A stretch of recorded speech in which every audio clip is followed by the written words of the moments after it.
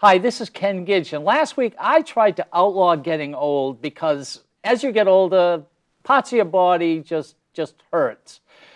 But after sitting up at the State House this week and doing what is called crossover, which we will explain what that is, I am convinced next year somebody ought to put out a bill making it illegal to be dumb in the state of New Hampshire. Oh, I'm sorry, you can't do that because we are politicians. It doesn't stop. Well, talking about someone who's not dumb, but actually pretty smart. He was sitting right here. His name is Dave Robbins, and he's a Republican. I can't believe it. Come on here. How you doing? I'm good, Ken. Good. Good. Thank you for inviting me. Are you happy you're here? I am very happy I'm here. I'm looking forward to this. You are? I am. All right, right to work. You were going to vote for it. All right, right to work. You were going to vote against the unions. What happened? What happened on 474, which was last year's right to work bill? Well, it's like 4 months ago, 6 months ago. Well, yeah, six, but there's another one floating around somewhere. Yeah. I originally was going to vote for the bill, and in fact, the first time around I did. Why were you going to vote for it? Because I thought that it was a bill that government was intervening in a way that by forcing, quote unquote, forcing unionism. Wait, I learned. Hold on a second. Wait a minute. You were going to vote for the bill because you thought government was interfering, but wasn't government interfering with the unions? Well, that's what happened. And one of the things that I kind of pride myself on is I can learn. And I'll make changes. If something comes along, if information comes along that leads me to a different conclusion, I'll follow the information. Well, what changed you? What got you to change your mind on this? In other words, okay, you voted against it. I voted against it. Okay, what brought you to that point? A couple of things. One of them is that union membership in the private sector in New Hampshire is somewhere around 5% of the workforce, if that. At least half of the union members in New Hampshire are public sector. I focused on the private sector aspect of this. I learned that agency fees have to be negotiated by a willing employer and a willing employee group. I learned that it was not something that employees or employee groups could dictate. It's part of a contract. Well, wait a minute. I think we talked about this before, and you said that you were a union person many years ago. I was. How did you make this kind of change? You're making it sound awfully good to our audience, but it's like you should have known that before? Well, I was a union person, but I was a union person in the federal government. And the federal government is essentially right to work. The federal government has employee unions. One is not forced to either be a member or to pay union dues or an agency fee. Federal employee unions cannot bargain over many things that public employee unions in the state and private sector unions can negotiate. So I was being very consistent with my work experience in the federal government. What I came to believe was the state of New Hampshire should not be mucking around in the private sector and private sector contracts between employee groups and employers. Now, I got a question. It's also an election year. Mm-hmm. We know the giants are awakened. The union people, in my opinion, kept giving. Being pretty nice about the whole thing. They've got to give. Mm-hmm. And some Republicans, not necessarily yourself, but we'll call them libertarians and free staters, mm-hmm. thought that this was probably a weakness. But I have a feeling that the giants are awake. Now, did that in any way, were you inundated with union people, pressured in any way? No, I got a lot of people talking with me on both sides. The folks in the unions that I spoke with, and in fact, in some cases that I sought out to talk with, were cordial, respectful, very reasonable. Very reasonable. We're talking about folks from the teachers union, from the AFL-CIO. Yeah. Those were the two major, SEIU. You also had a good friend who was a Republican, Rip Holden. Rip Holden. You talked to Rip. Yep.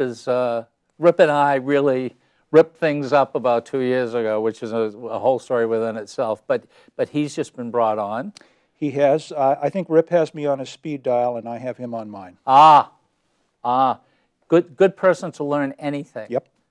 10 years as a Republican, an individual who, just a little bit of what took place, called FRM, largest Ponzi scheme. That was in Commerce. Rip and I were in Commerce together. We were also on the committee of House and Senate, and we just hit it off. And we really worked all the way through August last year and changed a lot of things. And I would like to take some credit, but I can't. He's so smart. The guy is so smart that he's like an unsung hero. And there's a book written, and he's mentioned in the book, written by Mr. Connolly, the former head of securities. So Rip is very smart, but he's on your speed dial. So you talk to him a lot, not just about unions. We talk about all sorts of things, mostly labor issues. But I have asked him some questions on other things, and he's been very forthcoming. There's a point here I'd like to make for anybody who wants to talk to a legislator. We will talk with anybody. Some legislators will talk to anybody. Well, all right. Not all. Let's put it this way. We'll listen to almost anybody. We get information from folks who come to us with information. It's vital that we get the best information we can. If somebody comes to me and they repeatedly give me information that I believe and that I find out is accurate, and they're straightforward and they're balanced and even-handed, those are the people I'm going to listen to again and again and again. Somebody comes to me and gives me some information that I find out is knowingly wrong, I can't afford to spend time with them. Are you telling me that a person can come, people can come and change your mind? Yes. You don't, on any subject? Well, give me a subject and No, you give me a subject. What wouldn't you change your mind on? You see, I've heard this before through politicians. What they say is, I listen to my constituency. Everybody basically listens to their constituency, but they hire you to make up your mind about some things. Well, let me ask you a question. You're in Ward, what ward are you in? 6. You're in Ward 6. So you've got about, what, 9,000 people in Ward 6, 3 reps? 3, yes. All right. What do your constituents think about the speed limit on Lake Winnipesaukee? What do your constituents think about any number of things? How do you know what your constituents think? I think we talked about this before. I asked the questions and you answered them. Oh, all right, all right. No, that's a good point. Yeah. Let's talk about that. All right. I can, the way I look at it is this. I can... No, speed limit on Winnipesaukee, because I think everybody can understand that. We're here in Nashua. What does Winnipesaukee have to do with us? Well, it has to do with us in the fact that we have to make a decision about the speed limit. Correct. Apparently. But so, in a sense, what do our constituency care? Well, we don't know. For example, our constituency in Nashua may have a lot of folks who go up to Winnipesaukee in the summer and use their boats, or they own property up there. We don't know. So in a situation like that, what we have to do is we don't have any way of knowing.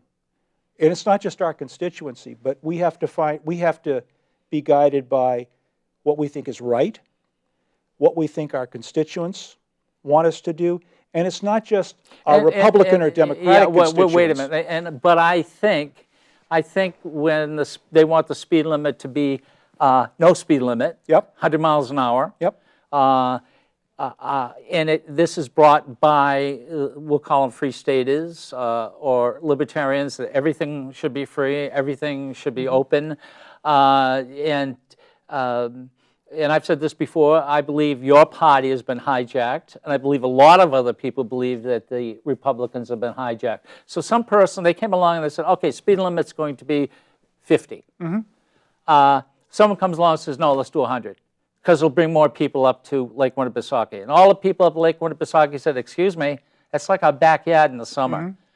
You can't swim across the place. Right. That's out. Someone going 100 miles an hour. So where do we get that information from? Where do we get the information on how we should vote? Yes.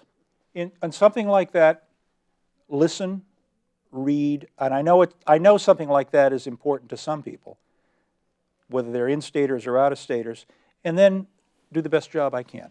And I think that my recollection on that was I voted not to increase the speed limit. But I'll tell you, with 500 recorded votes so far over the biennium, I'd have to go back and check.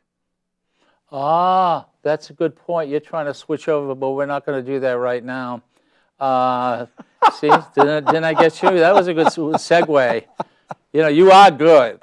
You know, listen, ladies and gentlemen, this guy is good, but let's see if I can, you know, knock him down just a tiny bit. Lake Winnipesaukee is a good example. Mm-hmm. Our constituency, let's just say, the majority of our constituency does not own a home up there or a cottage up there. All right. So we have to make up our mind. Right. So we have to not just listen to the Republicans who said, hey, guess what? We don't believe any speed limit should be. And then we should listen to the people up there who say, wait a minute, we got kids out there. We got canoes. We can't go across the lake. So our constituency says, okay, you got to really make up your mind on how to do this. So this is something really our constituency gives to us, which is very simple for us to make up our own mind without really too much of their input. That, I believe, is accurate. And there's a lot of things like that. Yep. More than people would believe. Maybe 90% of the stuff that comes up is like that. Except that, and I'm not going to say you're one, because A, you're here. B, I would call you a moderate. I wouldn't say that you're a diehard. Your mind can be changed from a Republican to a Democrat, not a point of view, but on some votes, which is factual. Well, I'd like to think that I follow where the information leads. Which means? If the information leads me to take one position or another based on what's... No, I'm trying to find your heart. What's inside of you that you won't change? All right. What won't you change? I mean, it's an election year. What won't you change? No matter if your constituency, someone of your constituency came to you and said, I want you to do this. And you said, no, I'm not going to do that. All right.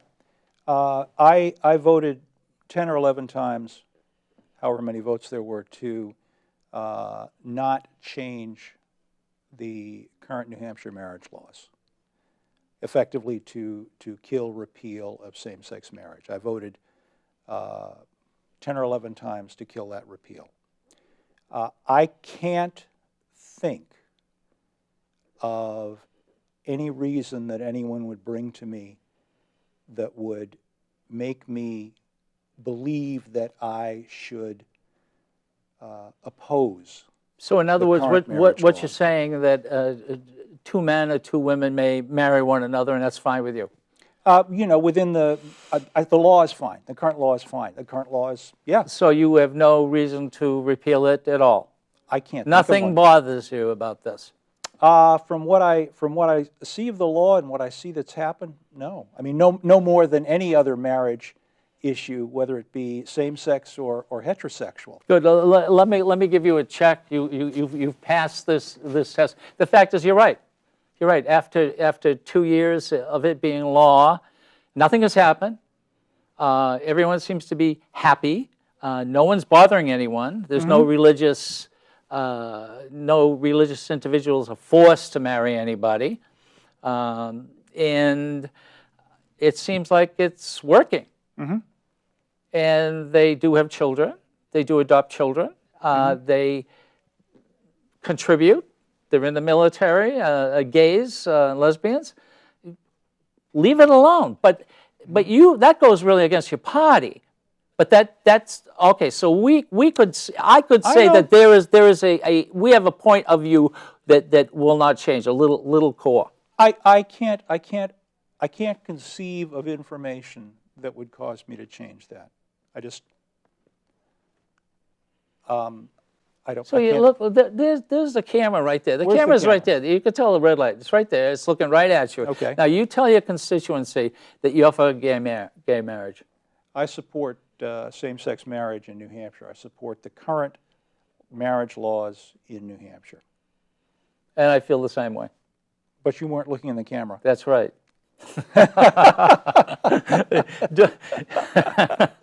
I think as this program goes on, I'm going to have to answer some of the listeners' questions. Okay, this abortion, this is really becoming quite an issue, and it gets really nuts. Your opinion about abortion? Well, I think abortion is a horrible thing, and I don't know. Is it murder? Now, hang on for a second. I don't know of anyone that would say abortion is wonderful. However, if it comes down to who makes decisions about my daughter's health, my wife's health, my sister's health, I'm going to come down on the side of my daughter, my wife, and my sister. The women. The people who are primarily, not the only people involved, but the people who are primarily involved. Yes. So and what you're saying, it's a family issue, and stay out of my family. What I'm saying is that there are reasonable people who have conflicting views on this, and there are some very conflicting. That's putting it mild. Well, there's some very good people who believe that abortion is murder. Well, would you like to explain what we went through this morning about what one legislator said got so graphic that we almost agreed we're not going to talk about it? Well, I think what I'm going to do is, on the explanation, I'm going to defer to the host if he chooses to get into that. Which is, well, I'm asking, well, what do you do? It was too graphic to talk about it right here. Well, on the one hand it is, but on the other hand, for people who believe that abortion is murder, it probably isn't too graphic. If I believed that we should not have the death penalty, for example, if I believed that. Do you? I'll answer that in just a second. But if I believed that and I said we should have, you're talking about somebody. You're talking about somebody else. Yourself. Myself. Yourself now. I mean, I can give examples of someone else, but yourself. Myself. Public confession. Can I confess something publicly? Yes. Oh, all right. Good. I saw your eyes light up when I said that. And this just puts that issue in context a little bit. My father was murdered 32 years ago. Okay. In Massachusetts, and the person who killed him was pled to second-degree murder, which is 15 to life, and he served 30 years, and he got out a couple of years ago. I believe that the state legally can take life. I don't think the death penalty works. There are probably people who do not deserve to live. However, I don't think economically or judicially it works. The person who killed your father is out.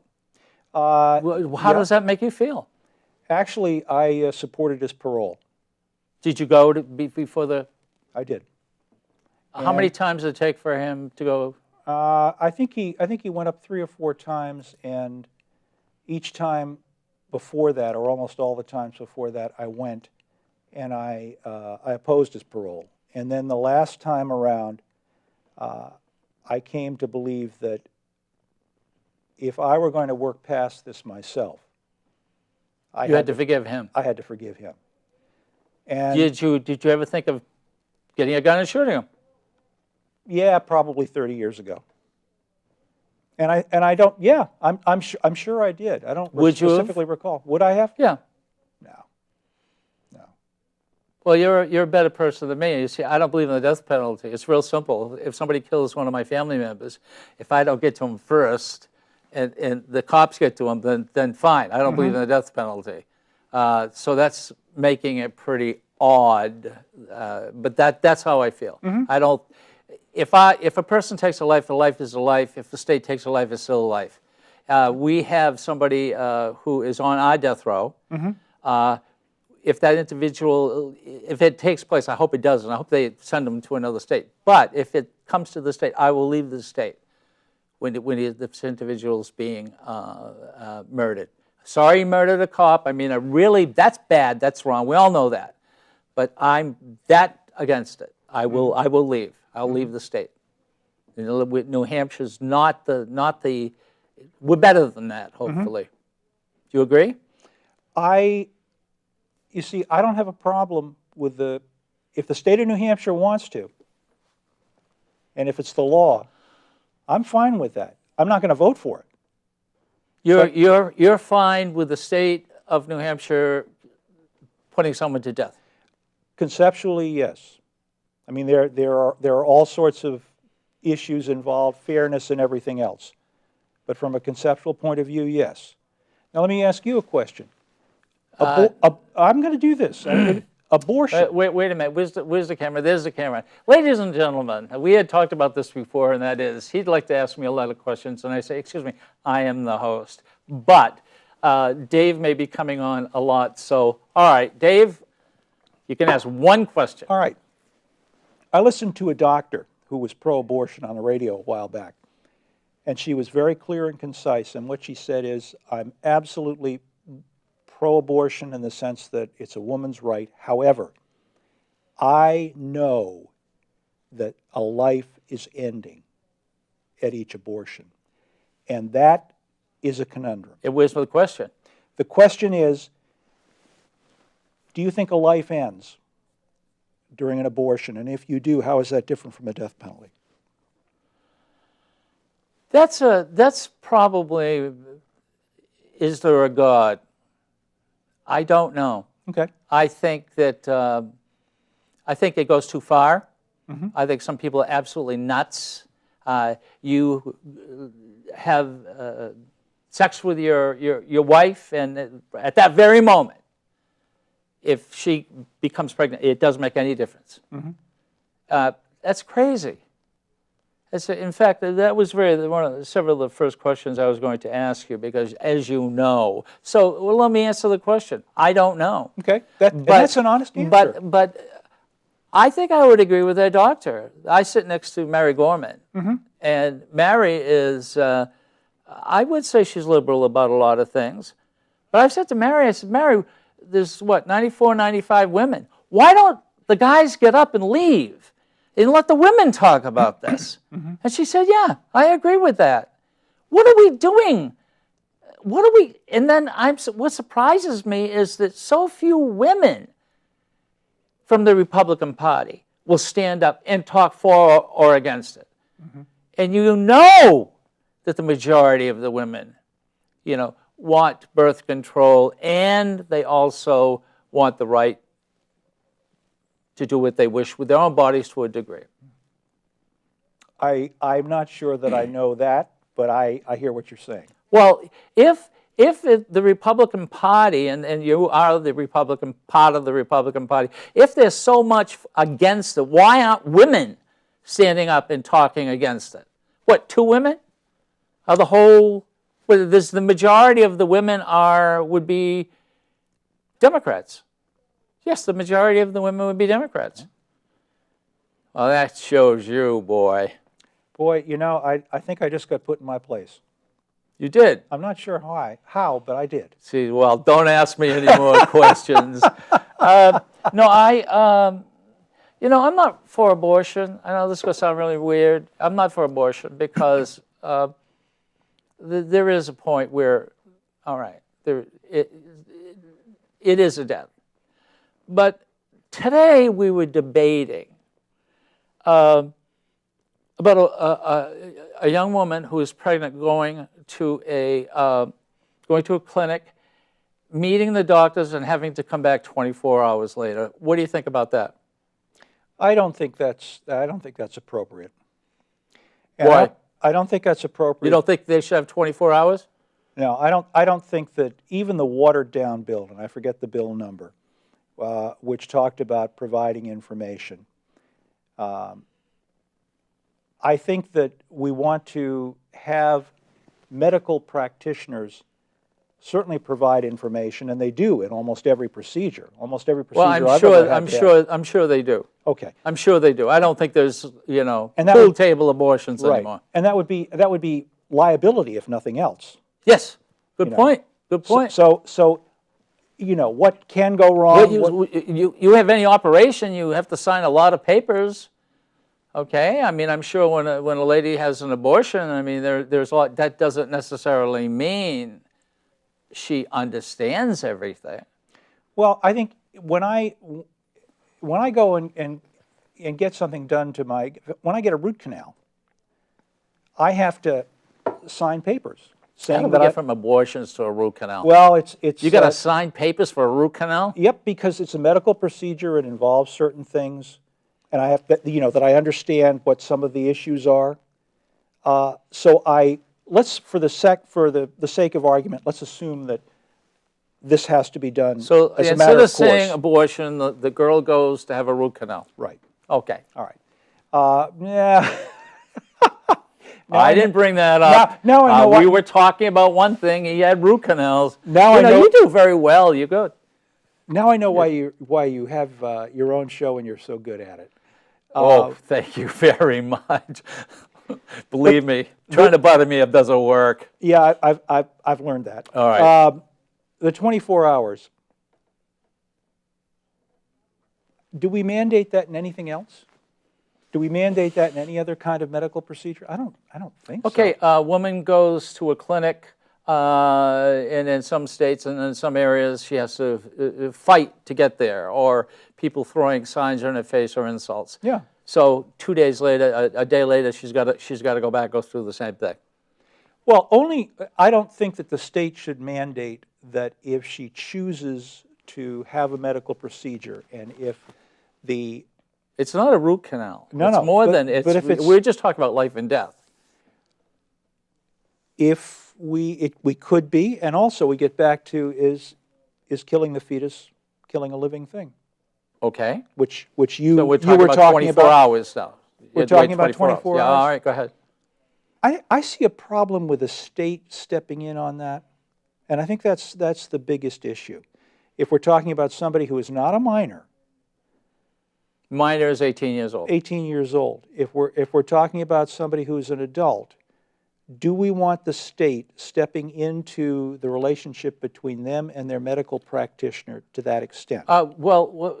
That's a good point, but why don't we just go back to the same thing? Do women have a right to their own bodies? And if they do, why are people? Well, okay, why are people trying to pass this law? If you're married and you're asking me that question, you're in a lot of trouble when you get home. Well, thank you very much. You're welcome. Why did they try to pass a law anyway? Let's get this clear. They're trying to pass a law where you have to, the young lady goes in, even a person 18, 21, 35 goes in for, let's say, a procedure, an abortion, and she has to come back 24 hours later. Why are they doing that? Why did the Republicans bring that up? You know, I could do a whole lot of conjecture, but the reality is I don't know. Stop abortions. That could be one thing. And, and in fact, they want to make it a felony if a doctor performs an abortion and doesn't wait for 24 hours, even if the fetus is dead. And of course, all of that got stripped out before the bill made its way to the floor for the final vote. Not all of it got stripped out. I thought the criminal penalties were stripped out. Okay, I think you're right on that, but the 24 hours and keeping the felony. Well, I think felony is a criminal penalty, but be that as it may, we can disagree. Well, we don't know because we don't have the bill in front of us. You're asking, why did people bring the bill up? I don't know what their motives are. I suspect that there are 100 different motives for people who supported that. But if the Republicans don't want anyone to have an abortion, that's the reason why. Dave, that's not complicated. Sonograms.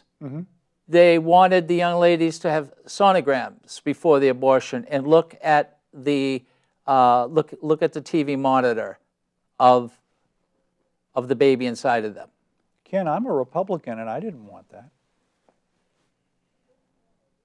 I mean, I'm sure a lot of people in the Republican Party might have, but I think a lot of people didn't. And I think that's one of the reasons the bill didn't pass. Well, do you, okay, this is a good point. Are the libertarians and the Free Staters, in my opinion, have hijacked the Republican Party? Would you say I'm close? I'm not even sure I could define libertarian well. And I know very little about the Free State. And those are words that I hear. Well, the Free Staters are people like McGinnis. I have got a bill with McGinnis, by the way. The Free Staters let's not have rail, because the people in Rochester, are not going to use it, and it's going to cost the state something, even though it brings business into the state. That's how a Free Stater works. That's the reason why we had fight over the rail.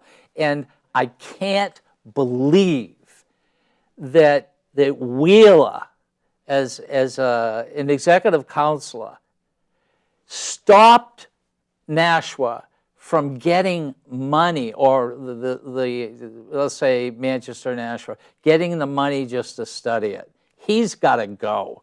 Pignatelli has to get back. That's awful. But it started with a Free Stater. But how does Wheeler fall into that?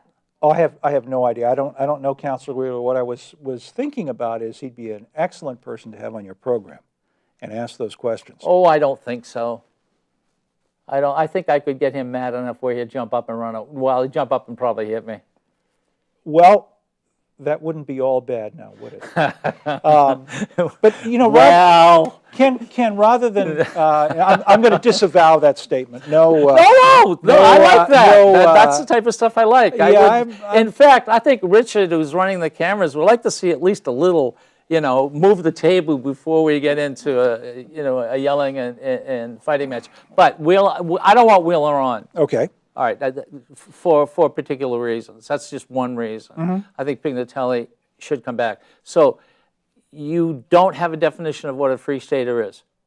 I've heard that a Free Stater, or somebody who believes in the Free State movement, is somebody who moved during the last 10 years into the state specifically to try to live with many fewer laws and regulations. And that's about as good as I can come up with on a Free Stater. Well, the Free Staters actually chose between Vermont and New Hampshire. And the reason why they chose New Hampshire is because we have 400 state representatives, and they thought that they could take over the government. And they've done a pretty good job, hurting a lot. And what a lot of the bills that we're talking about right now are from the Free Staters or the Libertarians. Libertarians are a little bit better. All right, Libertarians you can move a little.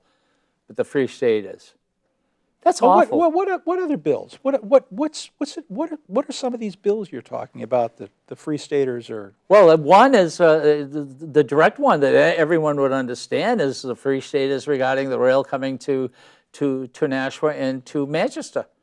A Free Stater says no. Why should we in Rochester pay for that or help pay for that? So let's give the money back to the federal government.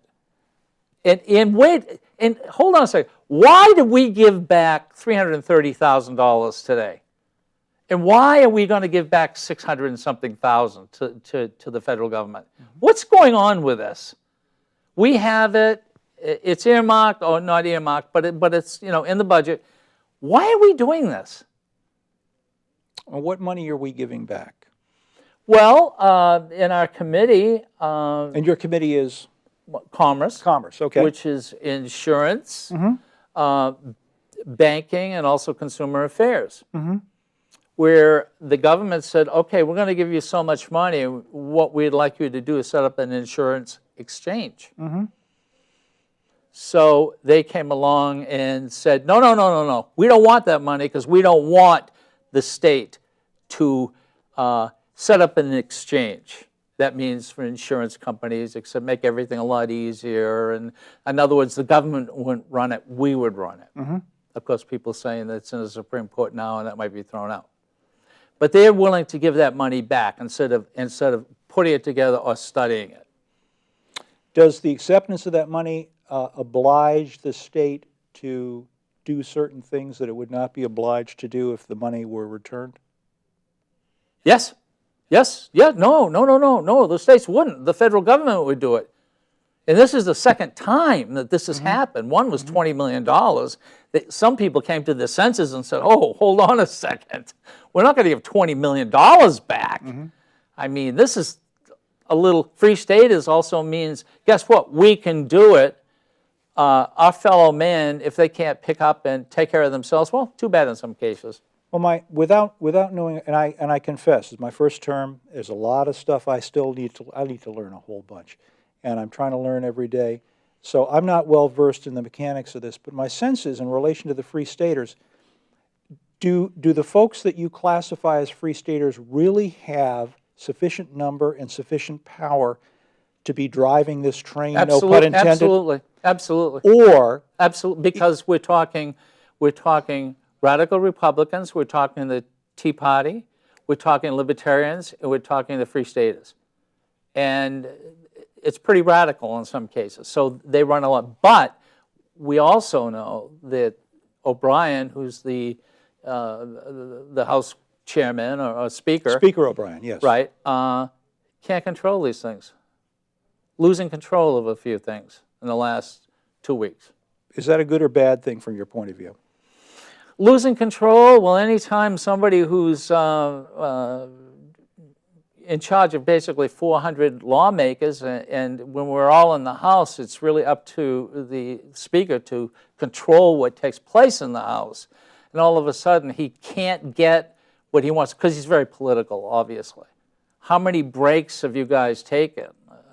20 minutes and a half hour right in the middle of session to go out and try to, get more votes. I mean, that happened a lot. Never happened with the Democrats.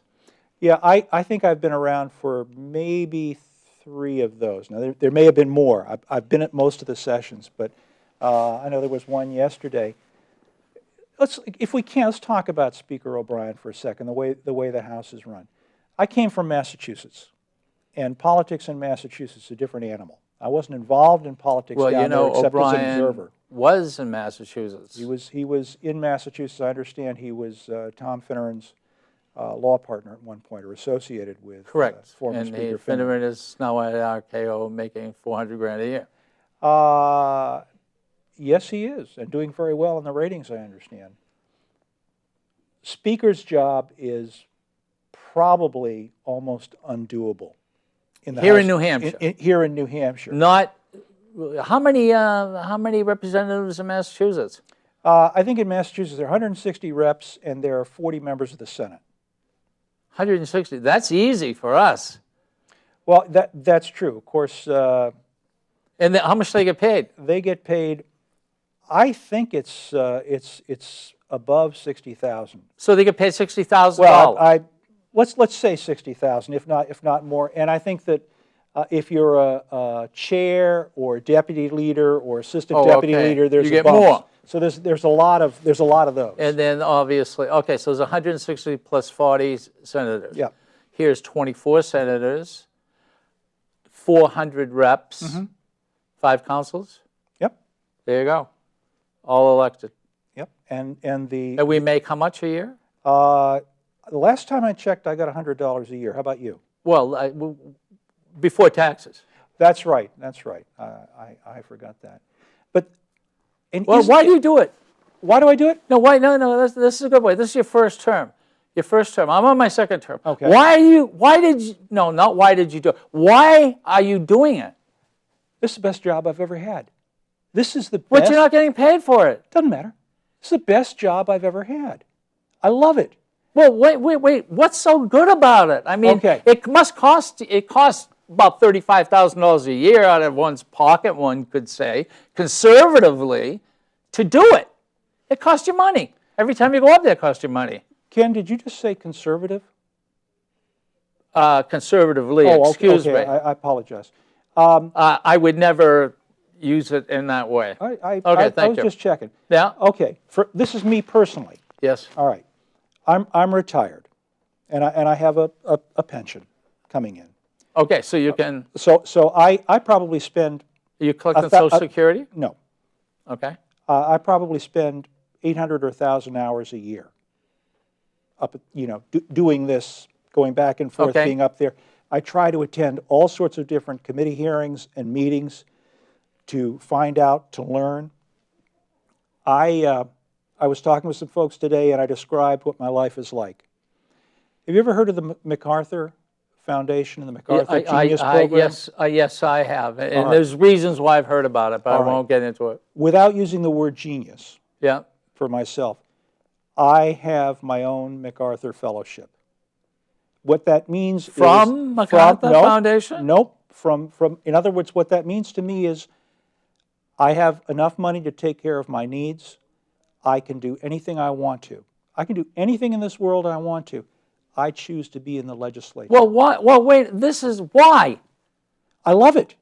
Well, what do you love about it? The intellectual interaction, the chance to do something that makes sense to me, the chance to try to do, quote unquote, the right thing, to talk about ideas, to explore ideas, to look for ways to make changes, even if only incremental changes, to work with a group of people who are dedicated, and there are many dedicated people up there. I mean, I know, but you're in the Republican Party, so do you have to fight that, just to stop you a little in your explanation of why you're there? Do you have to fight your own Republican Party? Not really. I'm well, I mean, they got rid of some people who were high up in the ranks who went against right to work.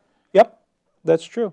They got rid of them. That's I'm on the Child and Family Law Committee. Probably was about a year into the term before I really knew who the Republicans and who were the Democrats. Folks work very, very well together. It's interesting. And I think, and I've said this before, I think everyone should just go, you can go NH, .gov, and you can get New Hampshire, find out who your legislator is. It's really pretty easy, and to find out how they vote. But it would be really interesting to see how they vote in committee, and then to get them out on the House floor and to see how they vote. That changes a lot. In what respect? What do you think? Well, a lot of Republicans change their minds. And I must say some Democrats do also. But you mean because they must go work with the party. Party people will come to them. Party people haven't come to you and said, hey, change? I'll give you the inside scoop on how I was beaten up by party leaders. Would you like that? I would love that. All right. And I'll tell you how I was beaten up by party.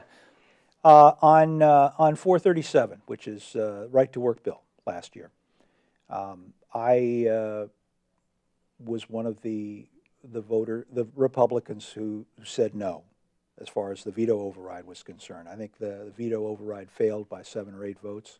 Right. So they obviously wanted you. Very close. I had several conversations, some at my initiation, some at leadership's initiation. Who talked with you? I spoke with the speaker a couple of times in a small group. One time. Who was in the group? Did they gang up on you? No. I believe the deputy speaker was there, the speaker, and 2 or 3 other representatives who were in the same place that I was about voting on the bill. Okay. I spoke another time with the speaker and the deputy speaker at length. I brought my son up, who's an attorney in Massachusetts. We were looking at the state. You brought your son up? Well, we just sort of stopped in and we got talking for 15 or 20 minutes. The speaker was very engaging and very willing to talk with us and very charming. And I had 1 or 2 long telephone call talks. So you're talking about how they beat you up. Is this how they beat you up? Yeah. In other words, they didn't beat you up. They didn't beat me up. I have gotten minimum pressure. I have been talked with in the sense that we really need you on this, David. We really need you on this. And I've said, I can't, unless something new comes up that leads me in that direction, I got to go this way. Okay. And that's been the extent of it.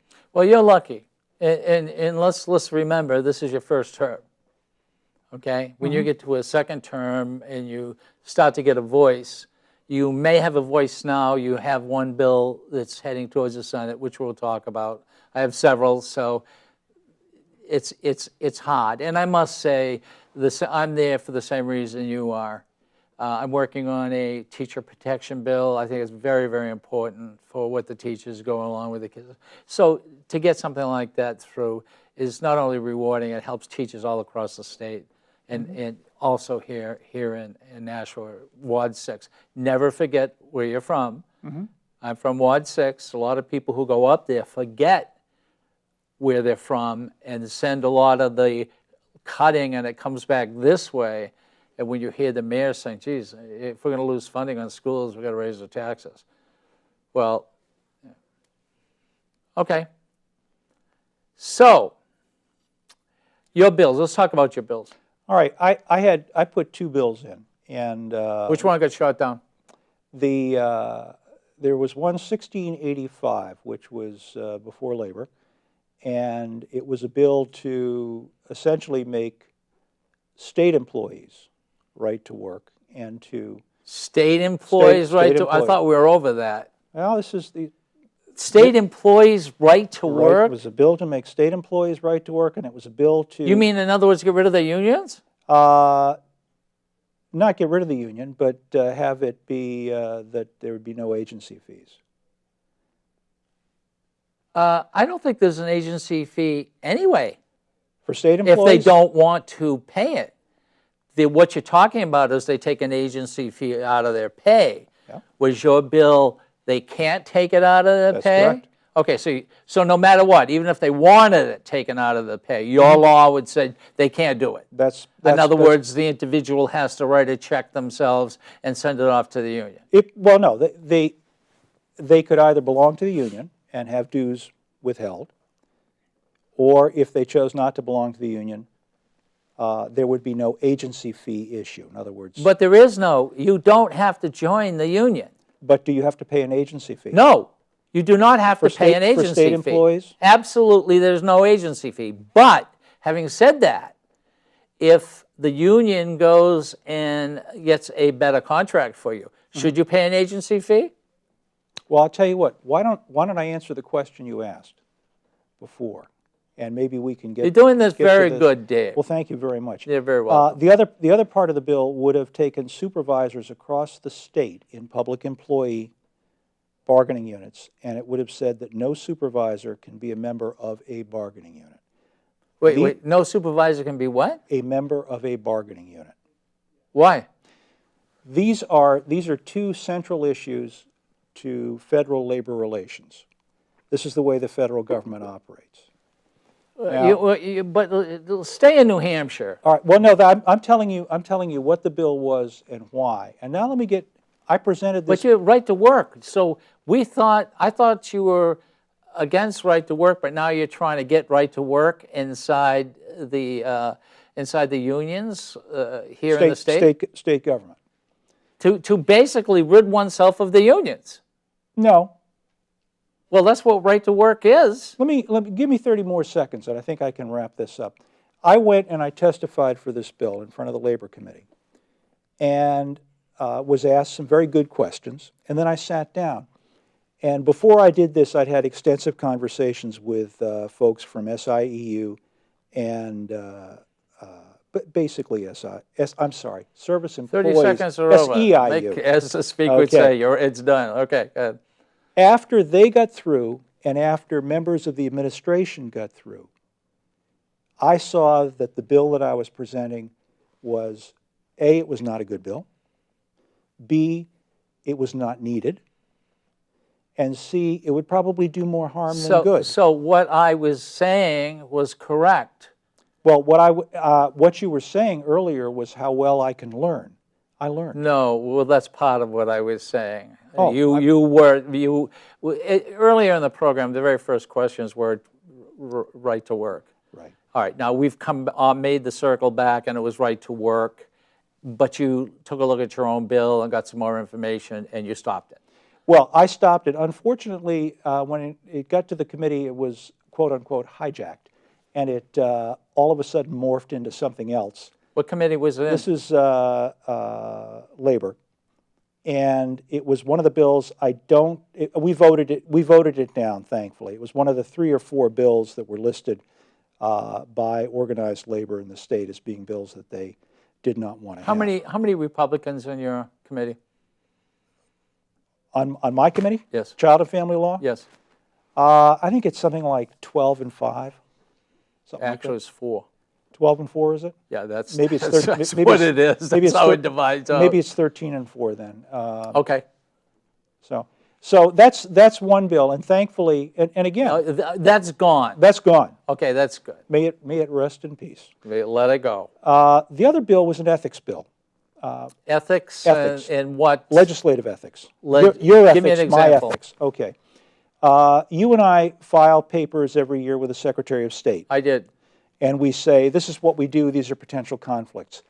There is an opportunity, if a bill comes up that we feel there's a conflict in, we can file a declaration form which says, I choose not to participate in the debate on this bill, or I will participate, but I have a declared conflict. What the hell? Do you- explain that? Well, hold on a second. All right. All right. What do I have to do? I do something wrong. What do I do wrong to get involved? Well, it's nothing to do wrong, but I'll give you an example. When we were talking about money going to developmentally disabled children at one of the last bills today, Okay. there are a couple of legislators whose children benefit from funds because their children are developmentally Okay. disabled. All right. You Ethically, you think it's wrong for them to Well, be? no, what I'm saying is at the end of the bill, there were a couple of names listed, Representative so-and-so and Representative so-and-so. Who have children. No, it said they declared a conflict and did not participate. This form, this declaration form, is what they had to fill out. So that's what your bill is? No, my bill is that declaration form up until this point, the only way you can see it, it's public information. The only way you can see it is go up to the House Clerk's office and ask them for the manila folder where the forms are filed. There is House Clerk or the Secretary of State? no, the House Clerk, Okay. because these are filed in the House Clerk's office. Okay. Bottom line, my bill would be that every form that we fill out, as far as ethical rules or declarations, would go on the State Ethics Commission's website for public scrutiny. So in other words, for public scrutiny. No, wait, hold on. Wait a second. Are you trying to tell me if a man, wife, a husband or wife, has a child who has a deformity, so this individual decides, well, I'm just going to sign this form and I'm just not going to vote on it because I think there is a conflict. What you're saying is you want to make this public? It is public. It's public information now. It's a form. So what is your bill then?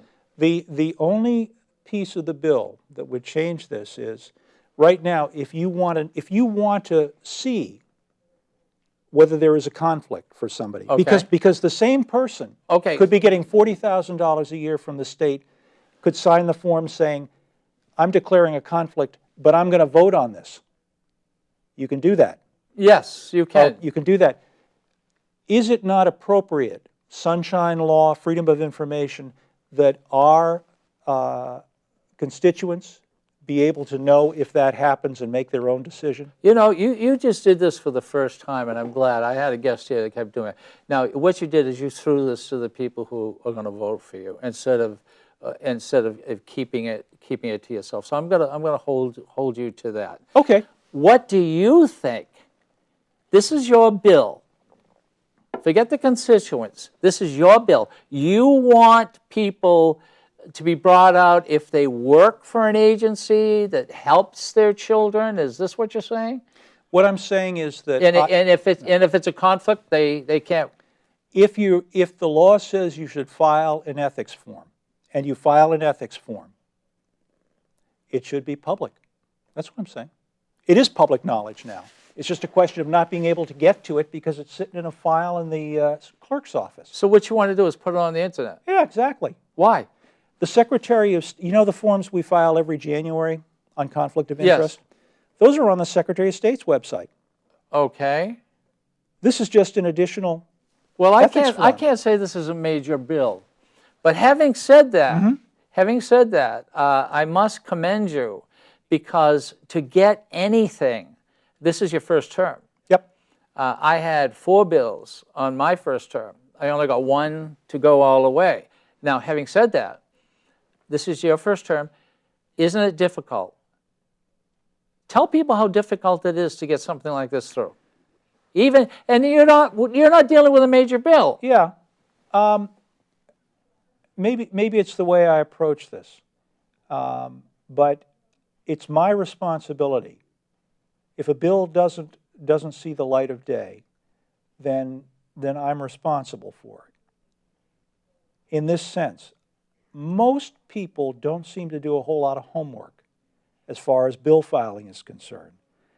The quality of the bills up there are not nearly as good as I would like to see them. And No, they're not. No. I know of one representative who proudly said that his name was on 50 bills. Yes. I know of another representative who had so many bills in that when his bill was introduced in child and family law... The point you're making, what's your point? What are you trying to make as a point? Personally, it's more important that issues get addressed and forwarded for me than it is that my name's on a bill. I'd be very happy if I could stay up there and not file anything but be part of moving some good things forward. And more importantly, be a part of killing bad things. And by the way, people say you've got to get elected for 2 years just to understand how the process works. Would you agree? Oh, at least. At least 2 years. But that doesn't mean that you can't jump in. No, I didn't know, because you're correct. This is your first term, and you've got something through. All right? But that's it's immaterial whether I did it. It's only material that it's if it's a good piece of legislation that's going to do something good, that's fine. I don't care if my name's on it. Well, that's not necessarily a cop-out, but no, I understand what you're saying. I mean, it's like, I will work for my constituency. I don't care. That's not what I'm getting at. There was a bill last term that made a little change in the way the courts looked at custody issues. I had nothing to do with the bill being filed or the change or anything like that. We have about 60 seconds. All right, but it seemed to me, after looking at it, after talking with people, that this was the right thing to do. So I took it upon myself to shepherd it, speak to it on the House floor, to go to the Senate and speak to it in committee. And it got passed. My fingerprints are not on that at all, but I take great pride in the fact that I had a piece in that because I think it's a good thing. You running again? I am absolutely running again. You have anybody running against you? I have no idea. Redistricting, who knows? Well, nothing happened to us, actually. We're in 6, so there's just 3 of us. There's David Campbell, myself, and Buxton. Yeah. I'm currently in a 10-person district. I may be in a 3-person district. You will be in a 3. You will be in a 3. I'll deal with that when it comes. You will be at 3. But Ken, I'm running again. Okay. Well, look, I want to thank you very much. Do you have a website or an email address? Well, not yet, but I may need to get one after this. Okay. Well, thank you. Thank you, Ken. All right. Well, my name is Ken Gidge, and this has been Gidge World. And I think that Mr. Robbins will be back. I hope you think that I tried to nail him, push him a little. That's sort of my technique. Let's see how they work out. Some people say some really silly things. This man caught me on a lot of things. I'd like him to come back. Will you come back? I'd be very happy. He's coming back. Great. All right. I'm on Facebook, so if you'd like to befriend me or friend me, thank you very much. I do appreciate it. I'm also on gidgeworld.com, which is art, Facebook. It's complicated. And then I've got Gidge 3D. And I have kgidge@aol.com. That's kgidge@aol.com, and it gets complicated. You know, there used to be a time when all we had to do was give a telephone number and address. Well, it doesn't happen that way anymore. But thank you very much. David will be back. Till next time.